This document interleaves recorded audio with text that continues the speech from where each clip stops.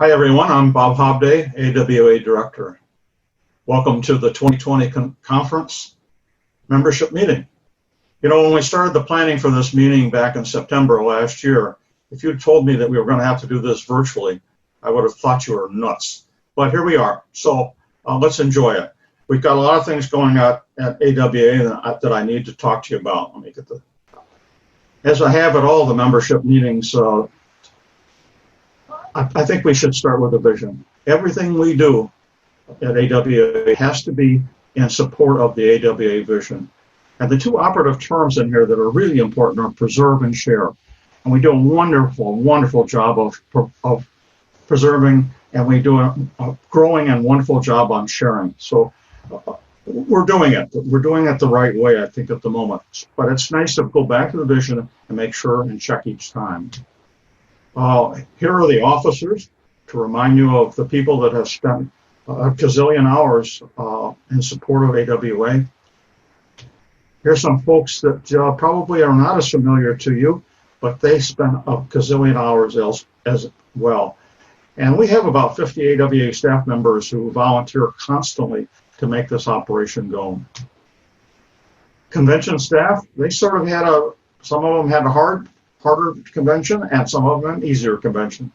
Chris had to change gears and go a completely different path. He and Mark Ertl have put together those YouTube programmings, and if you haven't seen those, please go see them. I've watched them. They're absolutely fascinating and a wonderful way to be able to go back and see them more than once. That's an advantage. Dana and David, registrations, they had it pretty easy this year. Chris Bacon and Jeff Bourne had it all planned, what they were going to do for the equipment contest, wrote it all up, and then we have the contest that's going on, the People's Choice Contest. And please go look at those 33 or 34 entries. They're wonderful, and it's an opportunity for you to vote for your favorite. And of course, all conventions have a small army of volunteers that make it go. Our AWA membership, 2020 over 2019, we are going down. That reflects the societal change that we're going through. Members my age are really the last class of collectors. And so we have to know that and understand that parameter and make sure that we're planning for it in the future as it comes on. The other point on here that's growing, which is really nice, is that Technology Explorers now are 82 students. Those are kids that went through the Radio Fab Lab courses. And so that's a real success for us. Here's some of the meeting topics that I want to discuss. Certainly the 800-pound gorilla in the room is the impact of COVID-19. In March this year, New York State was the hotbed of cases. That was mostly downstate and not in upstate, but the state was closed by the governor to staff and the public. We're part of the Finger Lakes region of New York, which is Rochester and Syracuse. We did not exhibit the kind of COVID cases that they did throughout the state. And so we progressed fairly early into the 4 phases of the reopening process. And the governor reopened phase 4 in mid-July. That included the museums. Now, with a major effort, you have to underline major because we had to establish policies and procedures that met the state guidelines. Well, the state guidelines changed daily for probably a 2-month stretch. But we were able to reopen the campus for the staff in mid-July, and we're now open for the public by appointment only. In fact, this morning we got an voicemail from a gentleman who wants to come on a Friday. That's our first appointment. But thanks to Mike Migliaccio and the AWA Safety Committee for the work to make sure that we were ready for reopening under COVID-19. What about the impact of COVID-19? Well, it's meant a cancellation of most of the activities for the year. Spring meet, annual conference, the classes that we had, the visitations that we had, and the whole after hours at the museum series. That's basically our entire programming scenario. Had to close just in a heartbeat. The immediate financial impact of COVID on AWA was about $15,000 or $16,000. In addition, it'll take some time before we'll see the usual number of visitors to the museum that we have. Now, while we did lose some serious money, we do have sufficient investments to weather this financial effect. It will have an effect over time because we do count on the earnings on those investments. We're in a position that was found financially better than most museums since we didn't have paid staff or carry any debt. Those that have paid staff and carry debt really were scrambling to try and make ends meet. One of the think tanks estimated that between 9,000 and 30,000 nonprofits will succumb to the financial strains of COVID-19. That does not include the AWA. Educational programs. Well, I'm firmly convinced that a key to our future success at AWA is to become an educational institution and to leverage the knowledge base of our members, their commitment to documenting history and stories of communications technology, their dedicated collecting and preserving of artifacts, and this is the foundation upon which our educational programs can be based. You, the members, are the heart and soul of our vision to preserve and share. You're amazing. It really is amazing. It's my privilege to tell the world just how amazing you are. Before the onset of COVID-19, we were able to complete 2 class series of Radio Fab Lab. That was an additional 23 students. That was a combination of students from the local schools, but also an important segment that we've been cultivating, homeschooled students. We found out that through the homeschool, students do not have activities available to them that the public schools do. Since 2017, when we started Radio Fab Lab, we've had 82 students take the course. Now, just before the school shut down in March, AWA was invited to teach a class on waves. The New York State Education Department had included in the curriculum for 4th grade classes a series on waves. And we had just taught a class on waves in the Radio Fab Lab. We were invited to go to the school, teach the 3 4th grade classes that were there, and then the next day after teaching them, they were bused to the museum where Ed Gable, curator emeritus, introduced them to Morse code, and they built a code pass oscillator kit to take home. That oscillator kit was paid for by one of the students' parents, a wonderful gift from him. AWA made a lot of young friends and their parents over those 2 days. The kids loved it, and the teachers loved it, which is a good thing.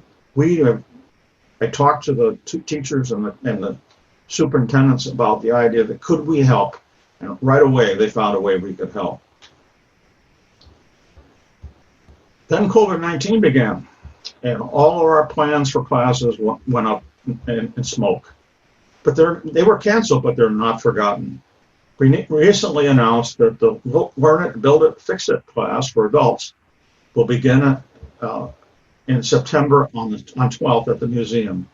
And Radio Fab Lab classes will start October 17th using Zoom virtual classes. That's to protect the students and to protect our instructors. So these classes, the Radio Fab Lab series, offers 18 2-hour classes for students on 9 different subjects. The Learn It, Build It, Fix It series will feature 5 4-hour classes for adults on building an amplifier, a guitar amplifier. Lots of thanks and many thanks to Dean Fackles, who is Education Development for Course Design, and to Mark Ortle, Deputy Director, for his help on the Zoom meetings. He's just finding it out, I think. Under the direction of Mark Ortle, Deputy Director, and Chris Oden, Media Archivist, you're able to view many of the programs that would have been presented at the 2020 conference. And again, I invite you to look up those presentations. They're wonderful, and we're getting lots and lots of positive comments coming back to them. They're just fascinating, and I appreciate the effort of Mark and Chris to put those up. In addition to these programs, Mark and Chris will be adding digital copies of many of the fantastic slideshows produced by Bruce Kelly and others, dating back into the 80s and 90s. Bruce, with his wonderful deep voice, who talked like this to make sure you understood what he was saying. Those programs are just fascinating. And so these are the slideshows and audio, and sometimes audio attached to the programs that they produced back then. The Ham-Shack Development Fund, to date we've received 173 donations, totaling $124,188 toward our goal of $165,000. Thank you very much. Every donation we get helps achieve our plans. I don't need to describe to you what the Ham-Shack process is all about. In the latest journal article, Bill Hopkins has written a wonderful article on the plans and what we intend to do with the Ham-Shack at the museum. Based on our plans, the Ham-Shack will become a major attraction in the museum. The gift membership program. This is a really important program and a chance for you to help us and to create some friends for you and AWA. Current AWA members have the opportunity to purchase gift memberships for their friends. There's two types. Basically, they are a one-year membership, and then the person has to renew at the normal rate. But there are two types. For $30, they will receive mailed copies of the four issues of the journal and one issue of the review. For $20, the one-year membership includes access to an AWA read-only site to read the issues of the journal and the review. In other words, a paperless membership. The gift memberships are only valid for a year, and they're great gifts for a friend. Now, I hearken back to one of the comments that came into the membership survey a number of years ago, and the question was, 1 through 5, would you recommend AWA to a friend? And the gentleman wrote a 1. So if you wrote a 1, you had to explain why you had a 1. His explanation was pretty simple: no friends. So this program allows you to make a friend with a gift membership to AWA. If you want to go on the website, look under membership, gift memberships for details and purchase information. Speaking of the website, the webmaster, Richard Nidek, has done just a magnificent, I'll say it possibly, a magnificent job creating the new website. And I thank him for his long-term effort. He's worked very, very hard on this new site over at least a couple of years. It has many new features. Check it out if you haven't already. And Richard is adding features all the time. You know, websites cannot stand still. They need to be constantly changing and moving to have people come back and see it. If you've got some features that you would like to see on the website, please let Richard or me know about those. Social media outreach. Again, through the efforts of Chris Onan and Mark Earl, we've enhanced our outreach on social media. So look for AWA on Facebook. Chris is constantly doing postings on Facebook and some really fun things that look at the past as far as pictures and whatever. Twitter, our handle is at Antique Wireless, and on Instagram, the handle is at Antique Wireless Museum. So, 2021 conference is already scheduled. August 17 through 21. I can't wait to see you then.